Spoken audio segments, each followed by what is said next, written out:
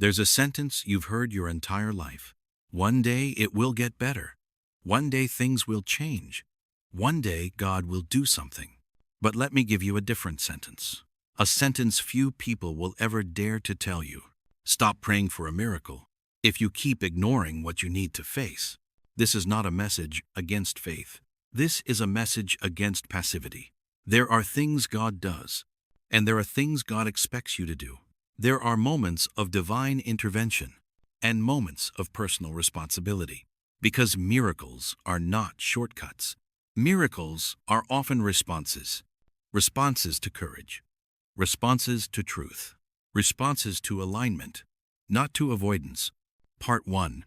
Before we talk about faith, before we talk about miracles, before we talk about discipline or destiny, we have to talk about reality. Because you don't live in the world your parents lived in, and you don't live in the world your grandparents lived in. You live in a world where the rules have changed. Quietly, brutally, radically, but society still pretends they're the same. Your parents told you, work hard, be patient, save money, things will work out. That formula doesn't work anymore. Not because you're lazy, not because you're defective, but because the system has shifted under your feet. And whether you realize it or not, this world is slowly suffocating you. Not loudly, not violently, but silently. Like a slow leak of oxygen you don't notice until you're dizzy. Let's break it down. 1. The economy is not designed to help you, it's designed to exhaust you. Something is wrong, very wrong. You feel it every time you open your fridge. You feel it every time you check your bank account. You feel it when rent is due, when bills pile up, when groceries cost more than some people's childhood rent. You're not imagining it. You're not weak. You're not irresponsible. The rules changed, and nobody warned you. Prices rise faster than your effort. Your salary stays nearly the same, while the cost of everything around you explodes at a speed you can't match. Food, plus 20%, plus 30%, sometimes plus 40%. Housing? In many cities, it's not expensive anymore. It's unreachable. Utilities? Higher. Insurance? Higher. Taxes? Higher. And your income? Trapped in time. Bills arrive faster than your energy. You work. You give your time. You give your body. You give your mind. You wake up tired. You go to sleep tired. And somehow, every month feels the same. Money in, money out. Pressure in, breath out. Credit lasts longer than relationships. This is not a joke. People pay off cars longer than they stay in marriages. They carry student loans into their 40 seconds. They refinance houses every decade. Debt has become a lifestyle, not a tool, a trap. Subscriptions silently drain your income. Nothing is a one-time purchase anymore. Everything is a subscription. Your entertainment, your software, your work tools, your hobbies, your music, your storage, your workouts, your meals, your banking services, your car features. Your entire life is on monthly autopay. You don't even feel the cuts, but you bleed every month. And here's the truth you're afraid to admit. The economy isn't difficult, is 7-part. It's predatory. And you were never trained to survive in a predatory system. So no, you're not imagining it. You're not incompetent. You're fighting a storm without an umbrella. 2. You live inside the attention economy, and your mind is under attack. There is another enemy, one even more dangerous than rising prices. It's invisible. It's constant. It's silent. And it lives in your pocket. Every second of your day, someone is trying to steal your attention. Not metaphorically, literally. Big tech companies have psychological departments, studying how to keep you hooked, how to keep you scrolling, how to keep you addicted. You're not fighting companies. You're fighting entire teams of neuroscientists whose job is to break your focus. This is the world you live in. Apps, ads, influencers, platforms, notifications, alerts, temptations, and algorithms that know you better than you know yourself. They know when you're sad. They know when you're fragile. They know when you're lonely. They know when you're bored. They know when you're tired. And they attack exactly at those moments. Why? Because distraction is money. Your attention is profit. Your time is the product. Your emotions are the currency. Your exhaustion is the opportunity.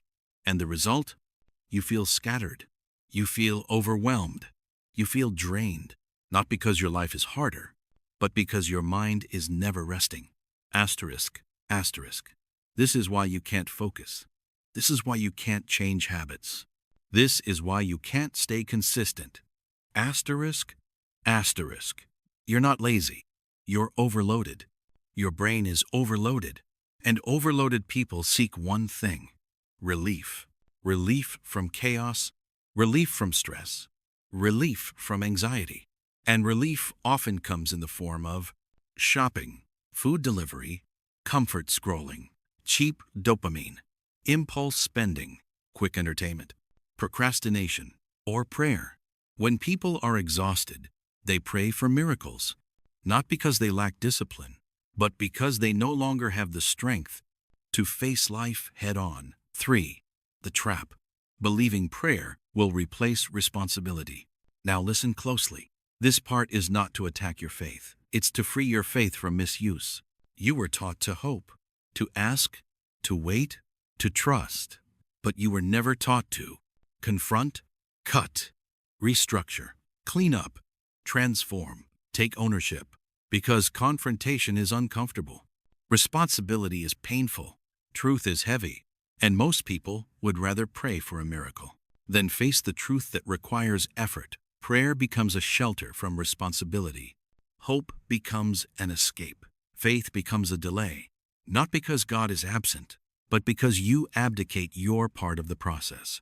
Miracles don't grow in avoidance. They grow in alignment, in clarity, in action. And this brings us to the core truth. Asterisk. Asterisk, stop praying for a miracle if you keep ignoring the message you already received. Asterisk, asterisk. Ignoring the warning signs, ignoring the habits destroying you, ignoring the boundaries you need, ignoring the decisions you must make, ignoring the truth you already know. You don't lack divine help. You lack self-confrontation. You don't lack miracles. You lack movement. You don't lack blessings. You lack boundaries. You don't lack answers. You lack action. And that is the world suffocating you. A world that drains your money. A world that drains your attention. A world that drains your courage. A world that drains your clarity. A world that makes you hope for miracles, instead of becoming the version of you who can receive one. Part 2. Listen carefully, and not with your ears, with that quiet place inside you that you've been avoiding for years. You want a miracle? Good. Wanting a miracle means you still believe. It means something inside you hasn't died. It means hope is still alive, somewhere under the noise. But before you ask heaven to move, you need to understand something deeper than prayer, deeper than desire, deeper than faith itself. God does not bless confusion. God blesses clarity. And clarity isn't comfortable. Clarity isn't emotional. Clarity isn't convenient. Clarity is confronting what you don't want to face. You ask God for peace, but look at your life. Not the version you show people. The real one. The one you carry in silence. You say you want peace, but you feed your anxiety daily. You consume chaos. You let toxic people stay. You say yes to things you hate. You refuse to disconnect from the very environments that destroy your mental health. And then you say, God, give me peace. But peace cannot grow. In soil, you refuse to clean. You ask for stability, but you allow instability. In every corner of your life, your finances are unstable, not because God didn't bless you, but because you refuse to budget, refuse to set limits, refuse to stop impulsive choices that drain your future. Your emotions are unstable, not because you're broken, but because you keep entertaining people, habits, and distractions that exhaust your soul. Your daily routine is unstable, not because you lack potential, but because you lack structure, and you know it. Stability is not a prayer request. Stability is a discipline. You ask God for abundance, but you waste the little you already have. If you cannot protect the seed, why would God give you the harvest? If you cannot handle the little, how can you handle the more? This isn't punishment. It's principle. Abundance isn't magic. It's stewardship. You ask for a new life, but refuse to let the old habits die. You can't step into the next chapter while dragging all the characters that destroyed the last one. You can't become a new version of yourself while protecting your old identity. You can't walk into a place God prepared for you with the same mindset that kept you trapped for years. A new life requires a new you, not a recycled you, not a slightly improved you, a reborn you. And here comes the hardest truth of all. God already showed you what to stop. You just pretend you didn't hear it. Silence isn't ignorance. Silence is avoidance. You feel a pull inside you, a warning, a whisper, a conviction, a repeated message that keeps returning every time you try to ignore it. You feel it when you repeat the same mistake. You feel it when you stay somewhere you don't belong. You feel it when you entertain people who drain you. You feel it when you run from your responsibilities. You feel it when you break the promise you made to yourself. You feel it, and you know it is real. But you push it aside. You bury it. You silence it. You spiritualize your avoidance and call it patience as one. But waiting isn't holy when waiting becomes hiding. This is not a faith problem. It's a selective hearing problem. You hear what comforts you. You ignore what confronts you. You amplify the words that fit your preferences. You mute the ones that challenge your habits. You tell yourself, I'm waiting on God, while God is waiting on you. You see what is convenient, what doesn't ask you to change, what doesn't force you to grow, what doesn't require sacrifice. And you ignore what is uncomfortable, the truth that demands a decision. You pray for direction, while walking in circles. You pray for clarity while refusing to clear your environment. You pray for transformation while defending the very patterns that destroy you. You call it waiting for a miracle, but often the miracle is simply the decision you refuse to make. Some miracles come the moment you choose discipline. Some breakthroughs arrive the day you stop lying to yourself. Some blessings appear the second you close the door that God asked you to close months ago, or even years ago. God can open a door, but He will never force you to walk through it. God can give you a sign, but He will not drag you toward obedience. God can show you the next level, but He won't let you carry luggage that doesn't belong in your future. This is not punishment. This is alignment. The miracle is not something you wait for. It's something you prepare for. And preparation demands honesty. Preparation demands courage. Preparation demands pruning, cutting away what weakens you. Because God cannot bless a lie. He blesses truth. And truth begins the moment you stop ignoring what you already know. Listen again, slowly, deeply. The miracle you want is already connected to the decision you're avoiding. You want God to move? Then you must move toward the truth. You want God to deliver? Then you must deliver honesty to yourself. You want God to open a path? Then you must stop walking back into the same patterns. Miracles are not magic. They are alignment. You align with truth, and heaven aligns with you. Part 3. These aren't stories about saints or heroes. They're stories about people like you, people who pray, people who hope, people who want change, but ignore the one thing standing in their way. 1. Cassandra, I want out of this hole. Cassandra prays every night. She asks for a better life, a better job, a better emotional balance. But here's what she ignores. She stays in toxic environments. She wakes up exhausted every morning. She spends money to feel better. She keeps people in her life who drain her. She refuses to look at her bank account. She avoids every uncomfortable truth. Cassandra doesn't lack faith. She lacks courage. She asks for a miracle, but refuses to close the doors that let chaos enter. Her miracle isn't in the money. Her miracle is in the boundaries she won't set. 2. David, I want God to bless my business. David has a dream. He has prayed for this dream. He has fasted for this dream. He asks God every week to bless his vision. But here's the truth David avoids. He procrastinates.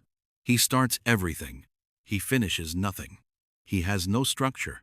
He posts once, then disappears for 3 weeks. He changes ideas constantly. David wants the blessing, but without the consistency. God does not bless what you do halfway. Blessing requires integrity. Integrity requires follow-through. David doesn't lack ideas. He lacks commitment. 3. Leela, I want a better life. Layla suffers quietly. She cries at night. She prays in the morning. She begs for a new chapter. But every day, she returns to the exact same habits. Impulse spending, endless distractions, toxic relationships, emotional shopping, self-sabotage, comfort that kills progress. Layla wants a new life without killing the old one. Impossible. The miracle Layla asks for is blocked by the version of herself she refuses to let go of. Part 4. You pray for clarity, but you avoid the mirror. You pray for direction, but you walk past every sign.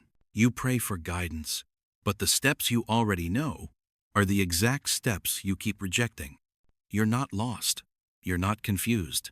You're not abandoned. You're ignoring what you don't want to confront. And the price of ignoring the truth is always paid in pain, delay, and frustration. Let's slow down. Let's walk through the things you keep overlooking. Not because you can't see them, but because you don't want to see them. 1. The boundaries you must create. You keep praying for peace while tolerating situations that destroy your peace. You pray for strength while giving people access to your weakness. You pray for clarity while staying in relationships, environments, and habits that confuse you, drain you, distract you. Here's the reality. What you tolerate repeats every single time. Tolerance is not kindness. Tolerance is permission. Every time you say nothing, you're actually saying yes. Every time you let something slide, you're signing a contract with chaos. Every time you keep quiet to avoid conflict, you create a bigger conflict inside yourself. There is no miracle where there is no boundary. There is no breakthrough where you keep allowing the same wounds. God cannot heal a situation you insist on revisiting. The miracle you want begins with the boundary you fear to set. 2. Your exhaustion. You don't just ignore the truth, you ignore your fatigue. And fatigue is expensive. Financially, emotionally, spiritually. A tired soul buys comfort. A tired mind chases pleasure. A tired heart holds on to the wrong people. A tired body avoids the right decisions. Exhaustion leads to impulsive choices. Buying things you don't need. You're scrolling for hours instead of resting. Staying in places you've outgrown. Making decisions out of fear instead of vision. You're not broke. You're drained. And drained people do not create disciplined lives. They create survival patterns. You need rest, not miracles. You need recovery, not rescue. You need alignment, not adrenaline. The miracle you want cannot grow in a body that is constantly collapsing. The moment you choose rest, you choose clarity.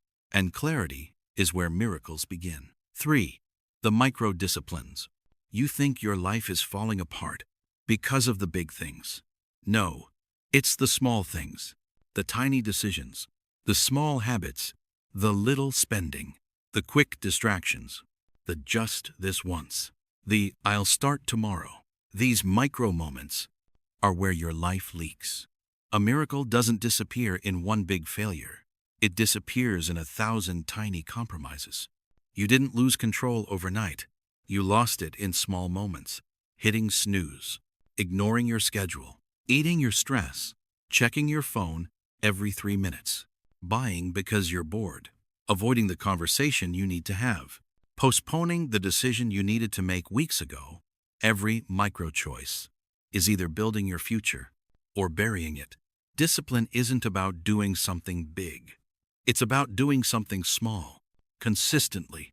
The miracle is hidden in the micro. 4. The uncomfortable truth. Here is the truth you try not to hear. You already know what needs to stop. You know the habits destroying you. You know the relationships draining you. You know the routines that keep you stuck. You know, and you also know, what you must begin. The habits day, the boundaries craftsman, the decisions, the conversations, the plans cries, the discipline now, the forgiveness, the healing. You know, you are not waiting on God. God is waiting on you. Waiting for you to stop negotiating with your future. Waiting for you to stop playing small. Waiting for you to stop choosing comfort over clarity. Waiting for you to stop protecting the version of yourself that is slowly destroying your potential.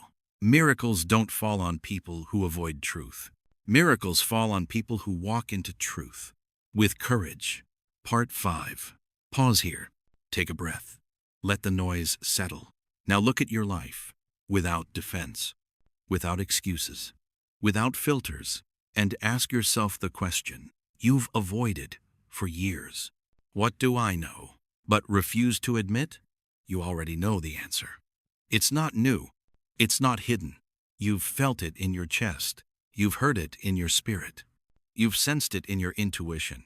But you buried it because truth demands change. And change demands courage. The signs were there. The red flags were there. The warnings were there. The lessons were there. The truth was never the problem. Your avoidance was. Nothing in your life will change as long as you avoid the very thing that would free you. And don't misunderstand. It's not God blocking your miracle. It's your refusal to confront the truth that unlocks it. A miracle cannot enter a life that leaves every door open to chaos. Clarity requires cleanup. Breakthrough requires boundaries. Blessing requires responsibility. Until you decide to face the truth, you will mistake waiting for faith, and the years will pass. Part 6. Steve Jobs was not a preacher. He wasn't a theologian. He wasn't spiritual in the traditional sense, but he had a way of seeing reality that felt almost sacred, a kind of sharpness, a kind of purity, a kind of internal honesty most people never reach. He believed one thing deeply: clarity is power, and clutter is the enemy of clarity. He said, simplicity is the ultimate sophistication. Your job is not to add, but to remove. Jobs understood something most people never learn. You cannot build a strong life on weak foundations. You cannot become who you're meant to be while dragging everything that's destroying you. And if he could speak to you today about your life, your habits, your prayers, your discipline, he would say, the miracle you want is blocked by the clutter you refuse to clear. He didn't believe in magic. He believed in elimination. He didn't believe in luck. He believed in focus. He didn't believe in waiting. He believed in intention. For Steve Jobs, every miracle began the same way: removing what weakens you, strengthening what strengthens you, and repeating that process every single day. That is not punishment. That is not harsh living. That is clarity, discipline, freedom. The miracle is not in the sky. It's in your decisions. Now listen. You can pray. You can hope. You can ask. You can cry. You can wait. But as long as you ignore what needs to be confronted, nothing will move. The miracle is not delayed. You're delaying yourself. Everything you want is behind one door: honesty. Honesty about what to cut. Honesty about what to change. Honesty about what's destroying you. Because the truth is simple. A miracle doesn't come until you come to the truth. The miracle you're waiting for starts with a version of you that finally decides to stop ignoring things. A disciplined you, a clear you, a courageous you, a transformed you. Heaven can open doors, but only you can turn the handle.